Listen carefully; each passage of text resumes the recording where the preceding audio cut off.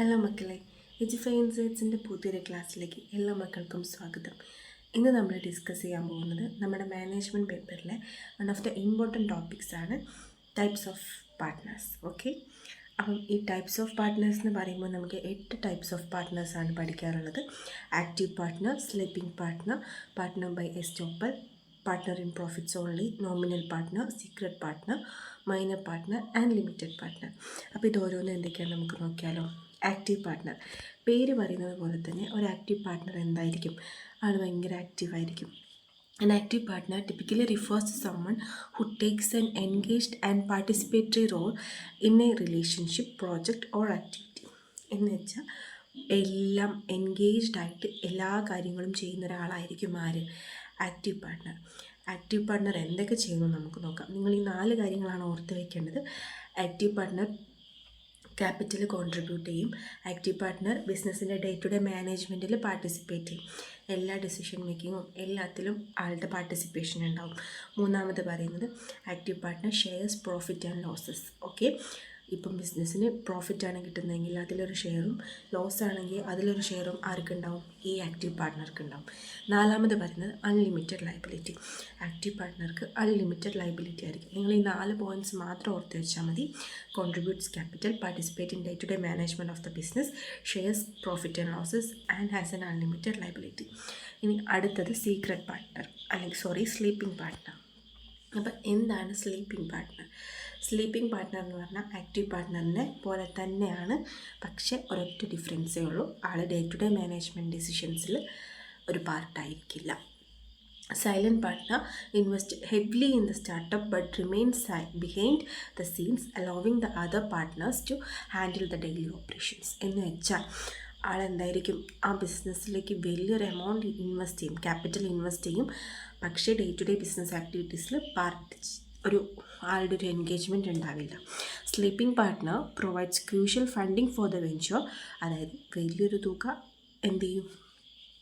ക്യാപിറ്റലായിട്ട് കൊണ്ടുവരും. But left the management decisions to the active partner. പക്ഷേ management decisions ഒക്കെ active partner എടുക്കാൻ വേണ്ടിയിട്ട് പുള്ളി മാറ്റി വയ്ക്കും.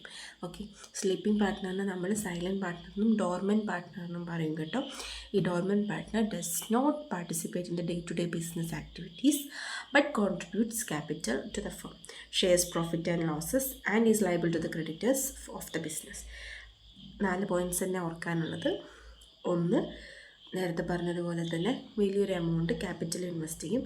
2, ഷെയർസ് പ്രോഫിറ്റ് ആൻഡ് ലോസസ്. 3, ലൈബിളാണ്, ക്രെഡിറ്റേഴ്സിനോടും ലൈബിളാണ്.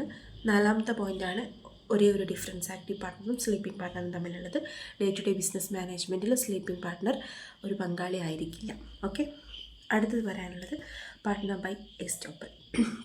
പാർട്ട്ണർ ബൈ എസ്റ്റോപ്പൽ എന്ന് പറഞ്ഞാൽ ഒരാൾ തെറ്റിദ്ധരിപ്പിക്കുക, ഞാൻ ഈ ബിസിനസ്സിൻ്റെ പാർട്ട്ണറാണ് എന്ന് പറഞ്ഞ് മറ്റുള്ളവരെ തെറ്റിദ്ധരിപ്പിക്കുമ്പോൾ അതാണ് partner by estoppel. Okay, partner by estoppel refers to a situation where someone represents themselves as a partner in a business or allows others to represent them as a partner and this representation is relied upon by others. Okay, എന്ന് വെച്ചാൽ ഇപ്പം നമ്മളൊരു front വന്നിട്ട് പറയാം, എനിക്ക് ആ കമ്പനിയിലൊരു എനിക്ക് ആ പാർട്ട്ണർഷിപ്പിൽ ഞാനൊരു പാർട്ട്ണറാണ്. അപ്പോൾ നമ്മളത് വിശ്വസിച്ചിട്ട് എന്ത് ചെയ്യും?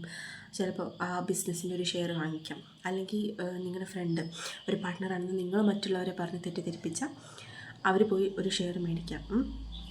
അതാണ് ഈ പാർട്ട്ണർ ബൈ എസ്റ്റോപ്പൽ. പറ്റിക്കാം ബാക്കിയുള്ളവരൊക്കെ. അപ്പം പക്ഷേ ആളെന്താണ്? ക്രെഡിറ്റേഴ്സിനോടും കസ്റ്റമേഴ്സിനോടും ലയബിളാണ്. ഓക്കെ, പക്ഷേ ആൾക്ക് പ്രോഫിറ്റ് ഒന്നും കിട്ടില്ല. They may not necessarily receive a share of profit as they are in actual partner അല്ലാത്തതുകൊണ്ട് അവർക്ക് എന്താ പ്രോഫിറ്റ് ഒന്നും കിട്ടത്തില്ല.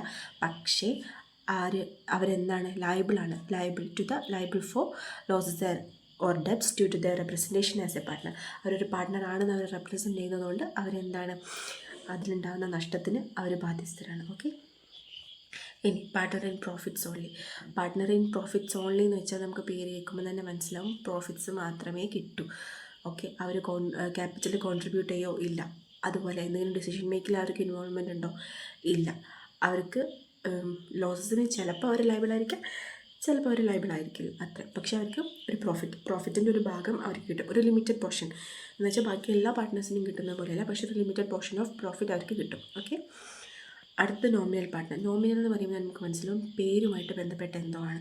അപ്പോൾ ഒരു പ്രശസ്തനായ ആൾ അയാളുടെ പേര് ലെൻഡ് ചെയ്യുകയാണ് ചെയ്യുക ഈ പാർട്ട്ണർഷിപ്പിന്. Okay, lends their name or reputation to a business. അതാണ് നമ്മൾ ഓർത്ത് വയ്ക്കേണ്ട ആദ്യത്തെ കാര്യം. A nominal partner is someone who lends their name or reputation to a business. ഒരു ബിസിനസ്സിന് അവരുടെ പേരോ അല്ലെങ്കിൽ അവരുടെ റെപ്യൂട്ടേഷനോ ലെൻഡ് ചെയ്യും, നൽകുന്നതാണ് nominal partners. Okay, does not actively participate in management or decision making.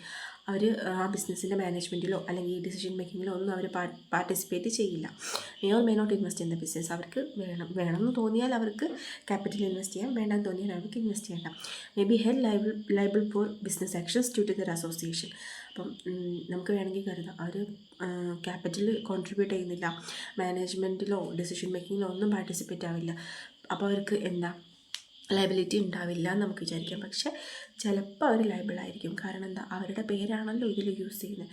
So അവരുടെ പേര് യൂസ് ചെയ്യുന്നതുകൊണ്ട് അവർ ചിലപ്പോൾ ലയബിളായിരിക്കാം. ഓക്കെ, ഇനി സീക്രട്ട് പാർട്ട്ണർ. സീക്രട്ട് പാർട്ട്ണർ എന്ന് വെച്ചാൽ രഹസ്യം, secret. Okay, secret partner typically refers to someone who is involve in a business or relationship without their involvement being publicly known or disclosed. വായിക്കുമ്പോൾ തന്നെ നമുക്ക് മനസ്സിലാവും ആൾ ഒരു പാർട്ട്ണറാണെന്നുള്ളത് ജനറൽ പബ്ലിക്കിന് അറിയില്ല. പുറത്തുള്ള ഒരാൾക്ക് പോലും ആ പാർട്ട്ണർഷിപ്പിൽ ആൾ പാർട്ട്ണറാണ് എന്നുള്ള കാര്യം അറിയില്ല. A secret partner's association with a firm is unknown to the general public. Okay, അടുത്തത് മൈനർ പാർട്ട്ണർ. പക്ഷേ മൈനർ പാർട്ട്ണർ എന്ന് വെച്ചാൽ 18 വയസ്സിന് താഴെയുള്ള ആളെന്നാണ് അർത്ഥം. പക്ഷേ നമ്മുടെ ഇന്ത്യൻ പാർട്ട്ണർഷിപ്പ് ആക്ട് പ്രകാരം ഒരു മൈനർക്ക് എന്താവാൻ പാടില്ല, പാർട്ട്ണറാവാൻ പാടില്ല. According to the Indian Partnership Act 1932, a minor cannot be a partner in a firm, but they can be admitted to the benefits of partnership with the consent of all the existing partners. ആ പാർട്ട്ണർഷിപ്പിലെ എല്ലാ പാർട്ട്നേഴ്സിനും സമ്മതമാണെങ്കിൽ പാർട്ട്ണർഷിപ്പിൻ്റെ കുറച്ച് benefits എന്ന് വെച്ചാൽ പാർട്ട്ണർഷിപ്പിൻ്റെ ബെനിഫിറ്റ്സിൻ്റെ profits കിട്ടും. ആ പ്രോഫിറ്റൊക്കെ കിട്ടാൻ വേണ്ടി ഒരു മൈനറിനെ വേണമെങ്കിൽ ഒരു പാർട്ട്ണറാക്കി അഡ്മിറ്റ് ചെയ്യാം. പക്ഷേ as per Indian Partnership Act 1932 ഒരു മൈനറിന് ഒരു ഫേമിൽ പാർട്ട്ണർ ആവാൻ പറ്റില്ല. Okay, this means a minor can share profits, have rights in the firm's property. Profit share ചെയ്യാനും പറ്റും. അതുപോലെ കമ്പനിയുടെ പ്രോപ്പർട്ടിയിൽ, ബിസിനസ്സിൻ്റെ പ്രോപ്പർട്ടീസിൽ ഒരവകാശമുണ്ട്. പക്ഷേ അവർക്ക് എന്ത് ചെയ്യാൻ പറ്റില്ല, നിങ്ങൾ ഈ 4 പോയിൻറ്റ്സ് ഓർത്ത് വെച്ചാൽ മതി. Have a share in the profit and have rights in the firm's property. മൂന്നാമത്തെ പോയിന്റ് പറഞ്ഞാൽ കനോട്ട് പാർട്ടിസിപ്പേറ്റ് ഇൻ മാനേജ്മെൻറ്റ് ഡിസിഷൻസിലേക്ക് പാർട്ടിസിപ്പേറ്റ് ചെയ്യാൻ പറ്റില്ല. Are not personally liable for firm's ഡെപ്റ്റ്. നമുക്കറിയാം പാർട്ട്നേഴ്സ് എന്താണ്, പേഴ്സണലി ലയബിളാണ്. പക്ഷേ മൈനർ പാർട്ട്ണർ പേഴ്സണലി ലയബിളല്ലാത്ത കയ്യിൽ നിന്ന് കാശൊന്നും എടുത്ത് ഫേമിൻ്റെ ഡെപ്റ്റ്സ് തീർക്കേണ്ട ആവശ്യമില്ല. ഇനി limited partner. A limited partner is someone who invest in a business. ആൾ ഇൻവെസ്റ്റ്മെൻറ്റ് നടത്തും. Has limited liability, only liable up to their investment amount. Okay, ആൾ എത്രത്തോളം ഇൻവെസ്റ്റ് ചെയ്തോ അത്ര മാത്രമേ അയാൾക്ക് ലയബിലിറ്റി ഉള്ളൂ. Okay, typically does not participate in management decisions. ഈ 3 പോയിൻറ്റ്സ് ഓർത്ത് വെച്ചാൽ മതി. ബിസിനസ്സിൽ ഇൻവെസ്റ്റ് ചെയ്യും, ലിമിറ്റഡ് ലയബിലിറ്റി ആയിരിക്കും, അതുപോലെ മാനേജ്മെൻറ്റ് ഡിസിഷൻസിൽ പാർട്ടിസിപ്പേറ്റ് ചെയ്യില്ല. ഓക്കെ, അവരെത്രത്തോളം ഇൻവെസ്റ്റ് ചെയ്തോ അത്രത്തോളം മാത്രമേ അവർക്ക് ലയബിലിറ്റി ഉള്ളൂ. അപ്പോൾ നമ്മളിന്ന് ഡിസ്കസ് ചെയ്തത് ടൈപ്സ് ഓഫ് പാർട്ട്നേഴ്സ് ആണ്. 8 ടൈപ്സ് ഓഫ് പാർട്ട്നേഴ്സ് ഉണ്ടെന്ന് നമ്മൾ പറഞ്ഞു. ആക്റ്റീവ് പാർട്ട്ണർ എന്തായിരിക്കും, ഇൻവെസ്റ്റ് ചെയ്യും, ഭയങ്കര ആക്റ്റീവായിരിക്കും ബിസിനസ്സിൽ, അതായത് ഡേ ടു ഡേ ബിസിനസ് ഡിസിഷൻസും മാനേജ്മെൻറ്റും എല്ലാം ആൾ ചെയ്യും. മൂന്നാമത്തത് is unlimited liability, shares profits and losses. Okay, sleeping partner എന്ന് പറഞ്ഞാൽ ഇതിൽ നിന്നൊരൊറ്റ പോയിന്റ് മാത്രം വ്യത്യാസം, മാനേജ്മെൻറ്റ് ഡിസിഷൻസിൽ ആൾ പങ്കെടുക്കില്ല, ബാക്കിയെല്ലാം സെയിം ആണ്. ഓക്കെ, പാർട്ട്ണർ ബൈ എസ്നോപ്പൽ എന്ന് പറഞ്ഞാൽ തെറ്റിദ്ധരിപ്പിക്കും, മറ്റുള്ളവരെ തെറ്റിദ്ധരിപ്പിച്ച് ആൾക്ക് പ്രോഫിറ്റിന് അർഹതയുണ്ടോ ഇല്ല, പക്ഷേ ലോസിനാണ് ലയബിളായിരിക്കും. Okay, partner and profits only എന്ന് പറഞ്ഞാൽ കമ്പനിയുടെ ഒരു ചെറിയൊരു പോർഷൻ ഓഫ് പ്രോഫിറ്റിന് ആൾക്ക് എന്തുണ്ടാവും, അവകാശം ഉണ്ടാവും. നോമിനൽ പാർട്ട്ണർ എന്ന് പറഞ്ഞാൽ പേരായിരിക്കും എന്ത് ചെയ്യുക, പാർട്ട്ണർഷിപ്പിന് ആൾ ലെൻഡ് ചെയ്യുക. സീക്രട്ട് പാർട്ട്ണർ എന്ന് പറഞ്ഞാൽ ജനറൽ പബ്ലിക്കിന് അങ്ങനെ ഒരു പാർട്ട്ണറുള്ള കാര്യം അറിയില്ല. മൈനർ പാർട്ട്ണർ എന്ന് പറഞ്ഞാൽ 18 വയസ്സിന് താഴെയുള്ള ആളാണ്, പക്ഷേ that's not possible according to Indian Partnership Act. പക്ഷേ ബാക്കി എല്ലാ പാർട്ട്നേഴ്സിനും ഓക്കെ ആണെങ്കിൽ എന്ത് ചെയ്യാം, അങ്ങനെ മൈനർ പാർട്ട്ണറിനെ അഡ്മിറ്റ് ചെയ്യാം. ആൾക്ക് എന്താണ്, ലയബിൾ ആയിരിക്കില്ല, പക്ഷേ പ്രോഫിറ്റിൻ്റെ ഒരു ഭാഗം കിട്ടും. ലിമിറ്റഡ് പാർട്ട്ണർ എന്ന് വെച്ചാൽ ലയബിലിറ്റി ലിമിറ്റഡ് ആയിരിക്കും, ഒരു എമൗണ്ട് ഇൻവെസ്റ്റ് ചെയ്യും, എത്രത്തോളമാണോ എമൗണ്ട് ഇൻവെസ്റ്റ് ചെയ്ത് അതിനപ്പുറത്തേക്കൊരു ലയബിലിറ്റി അയാൾക്ക് ഉണ്ടാവില്ല. അപ്പോൾ എല്ലാവർക്കും 8 പോയിൻറ്റ്സ് മനസ്സിലായെന്ന് വിചാരിക്കുന്നു. മനസ്സിലാവാത്ത ഏതെങ്കിലും പോയിൻറ്റ്സ് ഉണ്ടെങ്കിൽ എല്ലാവരും കമൻറ്റ് ചെയ്യുക. ക്ലാസ്സസ് ഇഷ്ടപ്പെട്ടാൽ ലൈക്ക് ചെയ്യുക. Thank you.